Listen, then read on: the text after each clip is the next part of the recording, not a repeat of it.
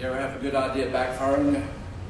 We normally go in birth order. He's the youngest, and Petey is the youngest.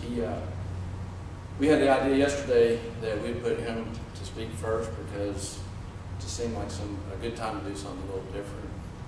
And maybe we could outshine him, but now we got to follow that. So, he has an unfair advantage. He preaches a good bit, and he does have a tendency to go over his 2-minute limit. So he was right about one or two things in there. I'm Michelle, by the way.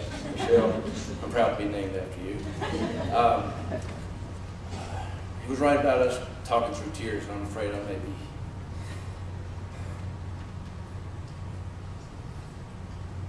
Not yet. I'm going to try to make it through this without crying. And I promise not to do it if you promise not to laugh. All right, you already broke yours. I was going to give a long story about how awesome Dad was.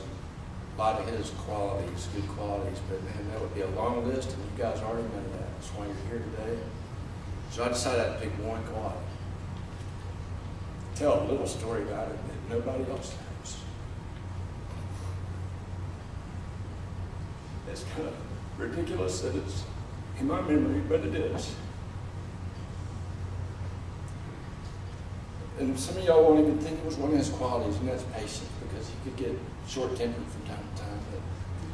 But one time when I was about 13, we went to summer camp with Boy Scouts, and you could get 3 or 4 merit badges while you were there for a week, and I was taking canoeing, which I love to get out on the water, we all did. And I was taking canoeing merit badge, and there was one stroke that you got to do. You got to be in a canoe by yourself to pass the test at the end. That stroke's called the J stroke. It's a little trick where you don't have to put the paddle on the other side so that you don't veer off course.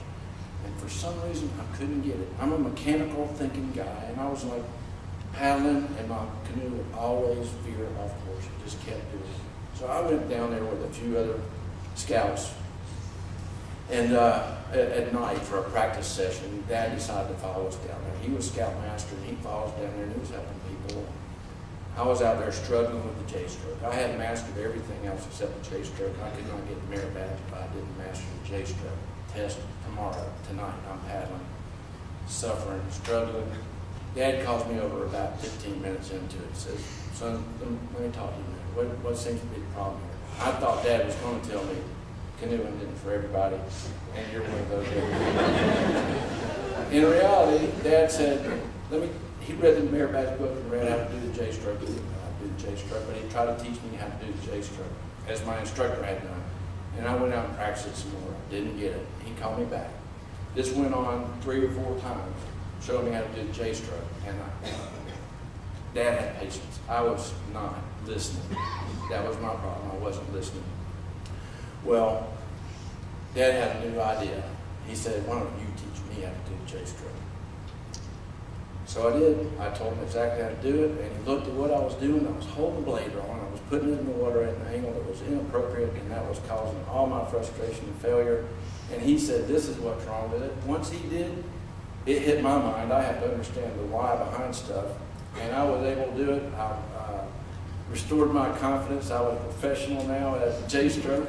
I got that merit badge the next day, and I'll tell you, it wasn't the last time that paddling was involved in keeping me from